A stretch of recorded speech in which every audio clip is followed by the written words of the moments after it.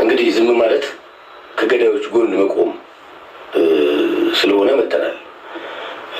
እንግዲህ ለሟቾች ነፍስ ይማር ነው። እንግዲህ ተራቸው ደርሶ የሚሞቱ ሰዎች ዛሬ ንጹሐን ሰዎች ጨፍጭፈዋል። እንግዲህ ያው የምናውቀው ነገር ነው። ቤተክርስቲያን ተቃጥላለች። እንግዲህ ለማን ቤት እንደሚባልም አይታወቅም። ነገር ግን ዝም ማለት ልክ ስላልሆነ እውነት የሚሰማ ፈጣሪ አለ፣ የሚያይ ፈጣሪ አለ፣ የሚፈርድ ፈጣሪ አለ። ማንም ጽዋውን ሳያወራርድ ማንም የሰራውን ስራ የበደለውን በደል ሳይክስ ወደ ላይኛው ዓለም እንደማይሸጋገር እንደ ክርስቲያን አምናለሁ። ስለዚህ ቅጣታቸውን ይቀበላሉ እናምናለን። ነገር ግን እየተጎዳ ነው እና መቼ ነው የሚያበቃው? የወገን ሞት መቼ ነው የሚያበቃው? መርጦ አልቃሽ ትባላለህ ስትናገር። አትግደሉን ነው ሌላ አይደለም። እንደ አትግደሉንም አትበል የሚባልበት ሀገር ላይ ነው ያለነው። ልክ አይደለም ይሄ። አሁንም እንላለን አትግደሉን፣ አሁንም እንላለን ወገኖቻችንን አታጥቁብን። ለዛውም ንጹህ አርፈው የተቀመጡ ወገኖች ምንም የማያውቁ ፈጣሪያቸውን የሚያመልኩበት ቤተክርስቲያን ተቃጥሏል። እዚህ አሁንም ኢትዮጵያን ወገኖቻችንን አትንኩብን፣ አትግደሉብን እባካችሁ ገዳዮች፣ ተራችሁ ደርሶ ትሞታላችሁ። ይሄ ሀቅ ነው። እዚህ አንዲት ሀገር አለችን፣ ተስማምተን እንኑር። የሚሻለን እሱ ነው። እስከ መቼ ድረስ እሪ እያለን፣ እስከ መቼ ድረስ እያለቀስን፣ እስከ መቼ ድረስ ነፍስ ይማር እያለን እንኑር? አሳዛኝ ነው በእውነት። አሁንም ነፍስ ይማር፣ ሌላ ምንም አንልም። ተራችን እስኪደርስ ነፍስ ይማር። አርቲስት መሰረት መብራቴም ይሄንን አጋርታለች ማለት ነው። የኦርቶዶክሳውያን ሞትና መከራ እስከ መቼ? ምስራቅ አርሲ የደም ምድርን የንጹሐን ደም ይጣራልን።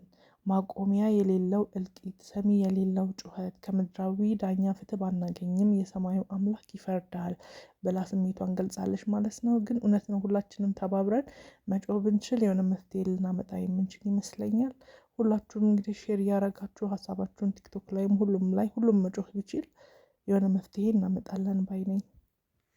ቤተሰቦች እንደምን አላችሁ? ዛሬም እንግዲህ በሚያሳዝን ሁኔታ መጥተን ዳግም ተገናኝተናል። በአርሲ የሚገኙ ንጹሐን ክርስቲያኖች ሕይወታቸውን አጥተዋል። ቤተክርስቲያንን ተቃጥለዋል። ባካችሁ ሁላችንም ለነሱ ድምፅ እንሆናቸው። ፍትህ ግን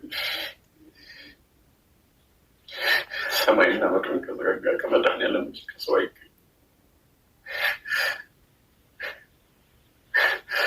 እባካችሁ ሁላችሁም ድምፁ ናቸው። የባለፈው ቁስላቸው ገና ሳይሽር አሁንም ድጋሚ ደግሞ ብዙ ክርስቲያኖች ተገደሉ። አምላኬ ሆይ እባክህ ለኢትዮጵያ ሰላም፣ ለህዝቡ ፍቅር ስጥ። እኛም እነሱን እያየ በራሳችን በደል ከመሰቃየት አድነን እባክህ ጌታ ሆይ። ክርስቲያኖች በምድር ሲኖሩ ፈተና ይበዛባቸዋል ተብሎ ካልሆነ ግን ፈተናው ከበደ። እባክህ አንተ የዓለም ቤዛ መድኃኒዓለም አንተ ፍትህ ስጥ።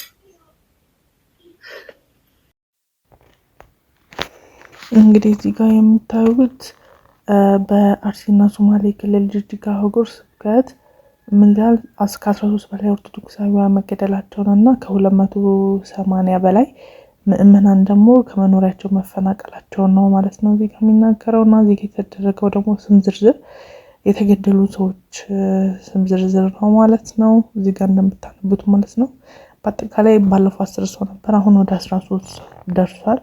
እልቂቱ በጣም እየጨመረ ነው። የሆነ መፍትሄ መገኘት አለበት። ከዚህ ቀጥሎ የሚመጣው ሰውዬ በቃ ሪል እውነታውን ያወራውና እስቲ አዳምጡት። እሱንም ደግሞ ይኸውላችሁ እኔ አሁን እየገባኝ ያለው በብዙ ቦታዎች ሰዎች ተገደሉ፣ ተሳደዱ፣ ተፈናቀሉ ምናምን የሚሉ ዜናዎች ይወጣሉ። ሀዘኑ አይ ቲንክ ካልደረሰብን የሚገባን አይመስለኝም። ከዜና ውጭ ምንም ትርፍ አይኖረውም። እኔ አሁን እየተሰማኝ ያለው ነገር እንዴት ይመስላችኋል መሰላችሁ? ይህንን ዜና አድርገን እያቀረብን በመጣን ቁጥር ድምፅ እየሆንን እየመጣን አይመስለኝም። ምክንያቱም አሸንፋችኋል፣ ጎበዞች እያላችሁ ነው ይመስለኝ። ኦልሬዲ አላማቸውን አሳክተዋል። በቃ አገር እንድትበጠበጥ ነው የፈልገው። ቤተክርስቲያን ያፈርሳሉ፣ ይገላሉ፣ ሰው እንደዛ፣ መስጊድም እንደዛ ይሆናል፣ ወደ እምነት ይሞከራል። አገር ሰላም እንዳትሆን ሁሉም በየራሱ ድርሻ እኩይ ሀሳብ ያለው እንደዛ እያደረገ ይመስለኛል። እኛ ደግሞ ከዜና ውጭ ፕሮሞት እያደረግናቸው ነው ይመስለኝ። አዶን ቲንክ ሶ። ትናንትና እኚህን አባት ዳምጫቸው ጠዋት ዜና እሰራለሁ ቢያንስ ሲሆን ሀሳቤን አቀርባለሁ ብዬ ነበር። ስጋት ነው እየተራመድን ያለ ነው። ስጋት አለኝ፣ ጥያቄ አለኝ። በስቷል። በቃ መውጣት መግባት አይ ቲንክ አልቻልንም። ይሄ የመኖር ህልውና ነውና ምርር ያለ ጥያቄ መጠየቅ አለብን። በቃ እስከ መቼ ድረስ ነው አልገባኝ። ተፈራርተን ምናምን የፖለቲካ ነው እየተባባል የምንኖረው? ይሄ ፖለቲካ አይደለም፣ የመኖር ህልውና ነው። ጀስት በመንግስት ደረጃ የዜጎችን ሰላም መጠበቅ ይመስለኛል ፕራዮሪቲው። የሚገሉትም የሆነው በመንግስት አካል ላይ ጫና ለመፍጠር እንደሆነም ይሰማኛል። ፖለቲካል አናሊሲስም ባንሰጥ ግን በቃ ሊባል ይገባል። የዜጎች ደህንነት ሊጠበቅ ይገባል። እኔ እንደዛ ነው ማሰቡ። ጦርነትን አልደግፍም እላለሁ። ወንድሙ ላይ እንዲታኮስ አልፈልግም። እውነት ለመናገር ግን የዋህ ህዝብ እያለቀ ነው።